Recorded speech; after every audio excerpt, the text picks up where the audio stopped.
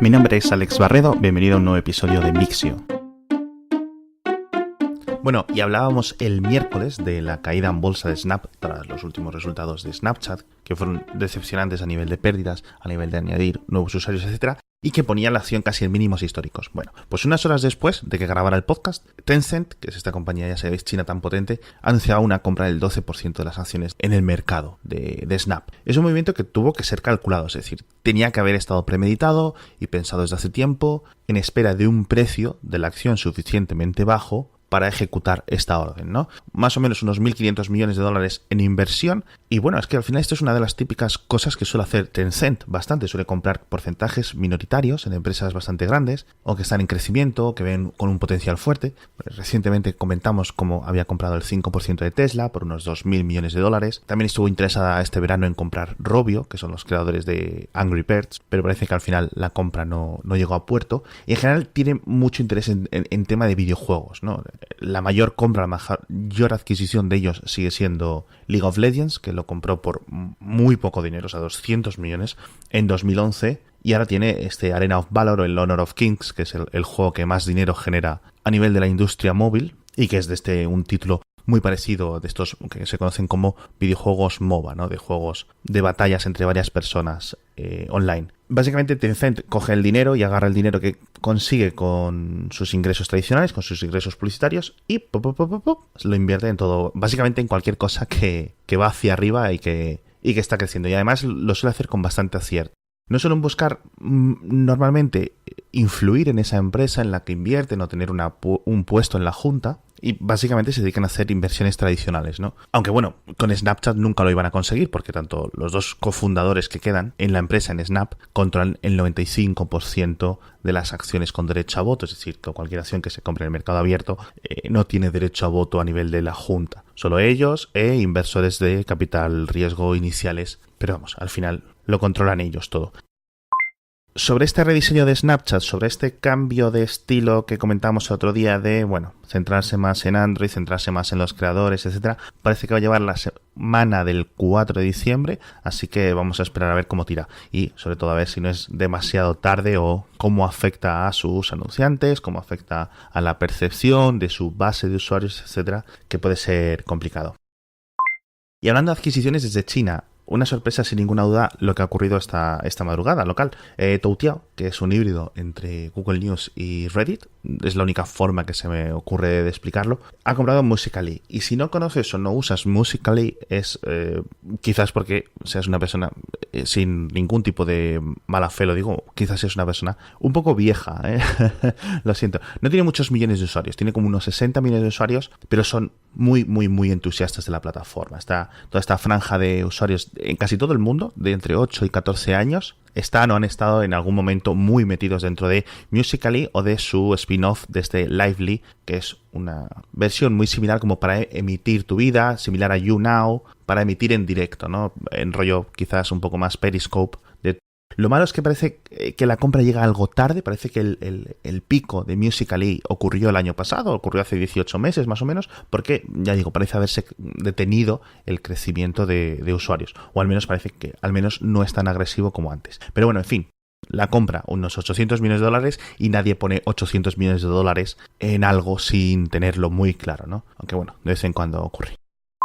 Me sorprende de todas formas, hablando de estas dos inversiones, que ni Tencent, ni Facebook, ni nadie se hayan interesado en hacer nada por Snow, que es este clon asiático de Snapchat, muy presente en Japón y en Corea y en China, que tiene más o menos unos 80 millones de usuarios únicos, quiero decir ahora, es decir, más o menos la mitad que Snapchat, pero que básicamente está en 3 países, con lo cual pues es bastante interesante.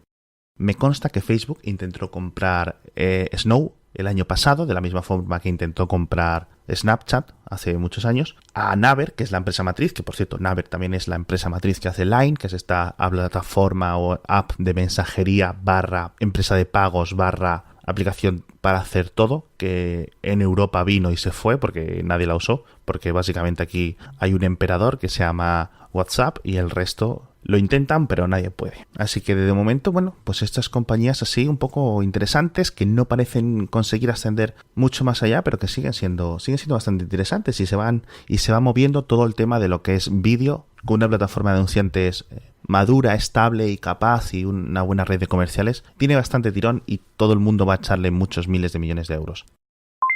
Un par de cosas ya para acabar el tema de hoy. Sé que decía o que dije que esta semana no íbamos a hablar de Apple, pero ayer publicó dos cosas, o antes de ayer publicó dos cosas Mark Gurman que me gustaría realmente comentar. Mark Gurman, sabéis que es este periodista que suele sacar exclusivas o avances bastante interesantes sobre Apple o con bastante nivel de acierto, y hablaba dos cosas. La primera es que el año que viene va a haber un iPad, no ha dicho nombre, yo imagino o calculo que será dentro de la gama de los iPad Pro, que va a tener un diseño muy similar a o varias características muy similares a las del iPhone X, que ha salido ahora, es decir, marcos reducidos, identificación facial, este tipo de cosas. No es una super revelación, más o menos todo el mundo se lo podía imaginar, pero viene bien saber que parece que están trabajando en ello. Y lo que me parece más interesante es otra noticia que afirma que están trabajando en un headset, que pueden ser desde un casco hasta unas gafas o algo de realidad aumentada, pero para medio plazo. Es decir, la fecha que él mencionó en su artículo es 2020 para estas gafas, ya digo, de realidad aumentada de Apple. De momento, sus fuentes parecen indicar que va a tener un sistema operativo, se llama ROS o ROS, que sea pues a lo mejor similar, de la misma forma, o la misma relación que tiene WatchOS con iOS, es decir, un subconjunto de APIs y un subconjunto de librerías, pero que comparten la misma base. Así que bueno, ya se supone que sabíamos que Apple estaba trabajando en algo de esto, por las múltiples declaraciones públicas que han hecho sobre la realidad aumentada, pero nos queda ver cómo lo van a enfocar. Lo van a enfocar hacia algo que se ponga sobre un ojo, sobre los dos ojos, que sea como más unas gafas, que sea más como un casco. No sabemos nada de eso. Y puede ser un poco el material interesante ahora de camino a los próximos años, ahora que los smartphones parece que se van enfriando un poco, ¿no? Y por último me gustaría hablar del proceso de verificación de Twitter. Ya sabéis que es un poco este material o este tema tan polémico de por qué verifican unas personas o por qué no verifican a otras o qué deciden, no sé qué. Bueno, resulta que ayer Twitter decidió que iban a parar este sistema porque ha habido bastantes quejas porque habían verificado a varias personas, digamos, de estas filonazis, ¿no? Sin querer entrar a nivel de político, ¿no? Gente de la super extrema derecha en Estados Unidos. La gente se ha quejado, Twitter ha dicen, no, es que no utilizamos el sistema de verificación para decir que una persona es importante, que una persona hay que escucharla o para que una persona dice cosas buenas o dice cosas malas. Simplemente es una verificación. Pero en el pasado Twitter ha quitado la verificación a varios usuarios por decir cosas malas, con lo cual no tiene sentido. Entonces, aquí reside gran parte del problema de los últimos años de Twitter. Primero, no tienen ni idea de lo que están haciendo. De hecho, fijaos que hoy han añadido una nueva característica, que es que los nombres de Twitter, no los nicks, los nombres de Twitter pueden tener 50 caracteres, que dices tú, ¿quién está pidiendo esto? ¿Quién necesita esto? ¿Qué soluciona esto? Pues nada. Este tipo de cosas, bueno, el sistema de verificación de Twitter es una de las cosas que en Mixo hemos ido pidiendo muchísimas veces, que debería de convertirse en algo más sencillo, es decir, quizás incluso perder la apariencia externa, o bueno, quizás perderla no, mantenerla, pero que no sea como algo de élites y el resto de usuarios, debería estar para todos los usuarios. ¿Cómo te verificarías en Twitter? Bueno, de la forma que yo lo veo,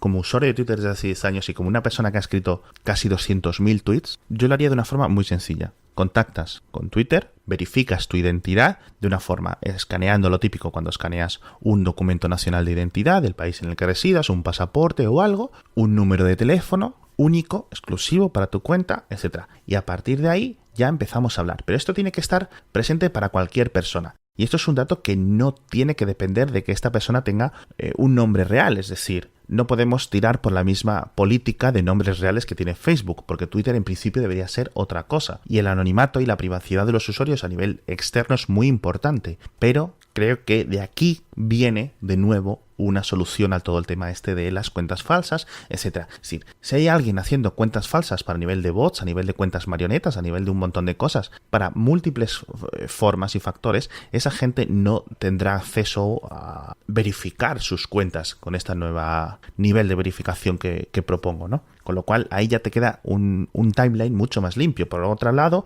la gente con cuentas verificadas tiene acceso a unos niveles de filtros superiores a los de las cuentas normales. Y por otro lado, esto no debería ser así. Es decir, todos deberíamos de poder decidir, oye, quiero hablar con gente real, no quiero hablar con gente random o con cuentas anónimas que me vengan ahí. Entonces, o quitan la verificación o la ponen de una forma amplia, aunque sea, vamos a decir, a 100 millones de usuarios, que seamos los que estamos reales, personas reales en Twitter, y que el resto, la basurilla, las cuentas marioneta, las cuentas apagadas, las cuentas inactivas, los bots, eso se quede fuera. Y además evitas que alguien que se identifique con un documento nacional de identidad o con número de teléfono y tú le baneas porque ha incumplido las normas, no pueda ir 2 segundos después y se cree otra cuenta y siga insultando gente y siga abusando, etcétera, etcétera, etcétera. De nuevo, ¿por qué no ha hecho Twitter esto durante todos estos años? Sí parece tener bastante sentido. Bueno, pues lo de siempre. Y no me quiero repetir, pero ya sabéis por dónde voy. En fin, y poco más por hoy. Muchas gracias por escucharme y hasta luego.